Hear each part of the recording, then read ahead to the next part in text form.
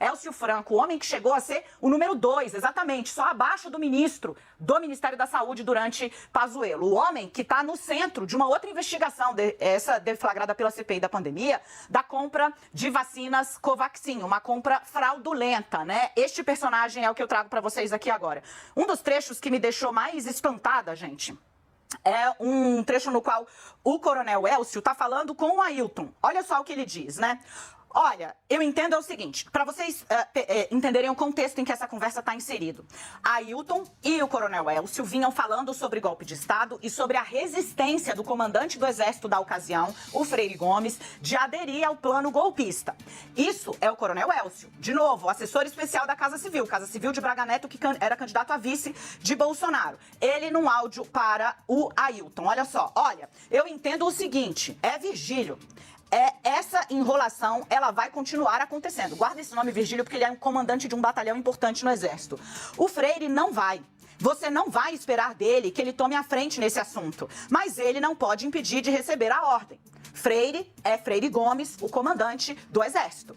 O Freire não vai. Você não vai esperar dele que ele tome a frente nesse assunto, mas ele não pode impedir de receber a ordem. Aí ele começa a elucubrar sobre o que o comandante do Exército poderia dizer para se defender. Ele vai dizer, morrer de pé junto, porque ele tá mostrando, ele tá com medo das consequências, pô. Medo das consequências é o quê? Ele ter insuflado? Qual foi a sua assessoria? Ele tá indo para a pior hipótese. E qual? Qual é a pior hipótese? Deu tudo errado, o presidente foi preso e ele tá sendo chamado a responder. Eu falei, durante o tempo todo, diz que... E aí tem um trecho que é ininteligível, né? Contra o presidente. Falei que não, isso é ele elucubrando sobre o que o comandante do Exército poderia dizer. Então, assim...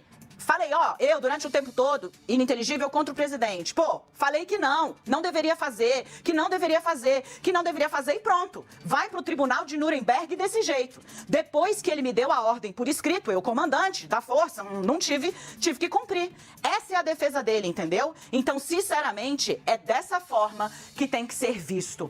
Mais uma vez, o assessor especial da Casa Civil, no ex-número 2 do Ministério da Saúde, está tramando, falando junto com esse ex-major do Exército, Ailton, amicíssimo de Bolsonaro, o 01 do Bolsonaro, tratando da trama do golpe, e eles estão expondo a reticência do então comandante do Exército, Freire Gomes, de entrar de sola no assunto, mas também estão expondo como estava sendo apresentado para ele. Olha, se der ruim, é o que ele está dizendo, né? Na pior hipótese, ele está trabalhando, ele seria o comandante do Exército, diz o Elcio, né? Ele está trabalhando com a pior hipótese. Qual é a pior hipótese? Deu tudo errado, o presidente foi preso e ele está sendo chamado para responder. Ele está dizendo que o comandante do Exército trabalha com essa, a pior hipótese, a de dar tudo errado. E aí, nesse cenário, ele diz, eu falei para ele, diz que falei que não deveria fazer, que não deveria fazer e pronto. Vai pro tribunal de Nuremberg desse jeito. Depois que ele me deu a ordem por escrito, eu, como comandante da força, tive que cumprir. É a defesa dele, entendeu? Então, sinceramente, tem que ser visto dessa forma. Uma figura tão próxima ao ex-presidente da República discutia com outros militares que tiveram grande ascendência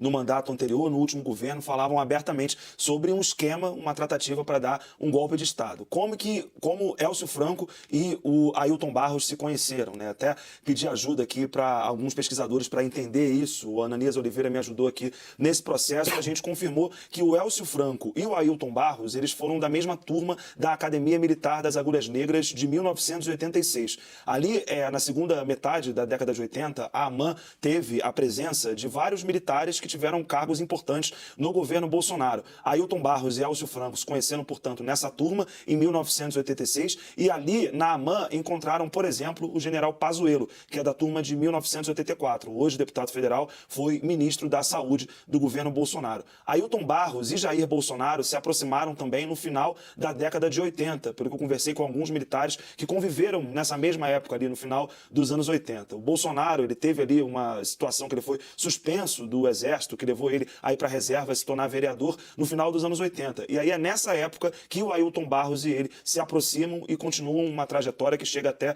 2022, quando Ailton Barros vai ser candidato com o nome de 01 do Bolsonaro. Gente, eu vou aproveitar que nós estamos aqui primeiro, né? Vamos deixar claro quem é esse personagem, Coronel Elcio. Não é qualquer personagem, ele era assessor direto do Braga Neto, tá? Na Casa Civil. Civil. E antes foi número 2 do Pazuello. Aqui é importante circunscrever aqui qual era o tamanho do acesso dele.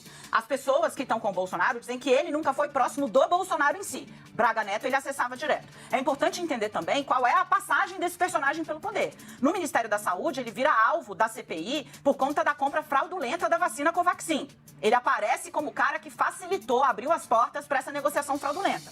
Depois, acaba deixando o Ministério da Saúde, mas vai para a Casa Civil assessorar o Braga Neto. Este é o personagem do qual a gente está aqui tratando. E eu vou trazer para vocês novos indícios, né? Ele, gente, debateu com o Ailton, esse ex-major que está preso, passar por cima do comandante do Exército. Coronel Elcio, o Ailton Barros tem um conjunto de 5 arquivos de áudio que está sendo analisado pela Polícia Federal. Num desses áudios, ele diz o seguinte, que é preciso convencer o general Pimentel, abro aspas, esse alto comando de merda que não quer fazer as porra, fecha aspas. Eu tô lendo exatamente o que ele disse.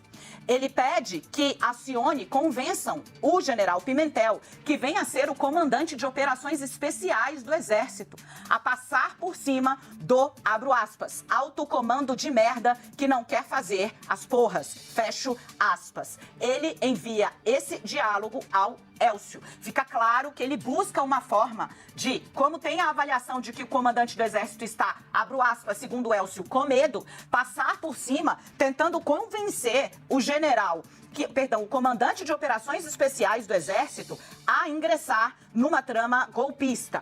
Acho muito triste e lamentável porque não dá para perder a conta, né? Então, olha, a gente teve o ex-ministro da Justiça, então o ministro da Justiça de Jair Bolsonaro, tratando sobre golpe, porque na casa dele foi achado uma minuta golpista, né? Uma minuta que abriu um caminho para você não ter a troca, a sucessão de poder conforme a decisão das urnas. Se ele compactuava 100% com aquilo ou não, já é grave o fato dele ter recebido aquilo, não ter desconsiderado imediatamente, não ter, inclusive, acionado as forças para investigar quem que estava com aquela ideia golpista, uma vez que ele era ministro da Justiça. Não, ele guardou na casa dele. Então, a gente tem ali ministro da Justiça tratando de ideias de golpe. Ajudante de ordens do então presidente tratando com um ex-militar sobre golpe. Os áudios que Dani trouxe e revelou na semana passada mostram isso. A gente tem um número 2 da Casa Civil do governo Jair Bolsonaro tratando com um ex-militar sobre golpe. A gente teve um ex-deputado, senador, tratando na frente do ex-presidente sobre uma ideia golpista. De novo, eu falei isso na semana passada, mas fica cada vez mais evidente. É muita gente próxima ao ex-presidente falando sobre golpe. Isso não é natural e isso é criminoso.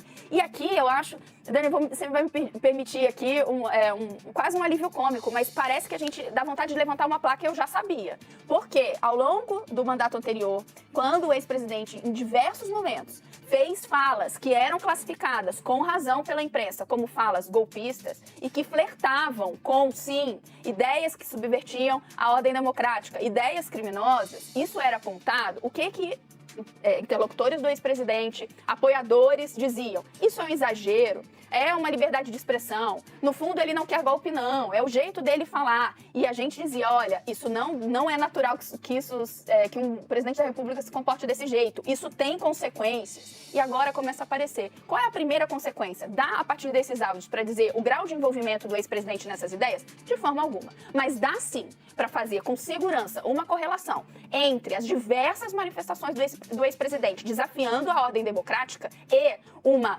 multiplicação de interlocutores com proximidade com o poder ou que estavam dentro do Palácio do Planalto dando corda para a ideia golpista ou maquinando ideia golpista. E Dani, para te devolver, no áudio que você revelou na semana passada de Ailton Barros, que ele envia para Mauro Cid, ali ele já falava, lembra? Olha, ou o comandante do Exército faz esse pronunciamento, se ele não quiser, o próprio presidente, então o presidente Jair Bolsonaro, faz esse pronunciamento, dando o start naquele roteiro golpista. Então já havia uma ideia nesse grupo, dessas pessoas, Ailton Barros está ali exercendo o papel de dar pra gente materialidade ao que eles pensavam, de fazer com ou sem a anuência de quem estava liderando o Exército. Achar formas de se ter, é o que ele está aí, um levante dentro do Exército para concretizar os planos golpistas.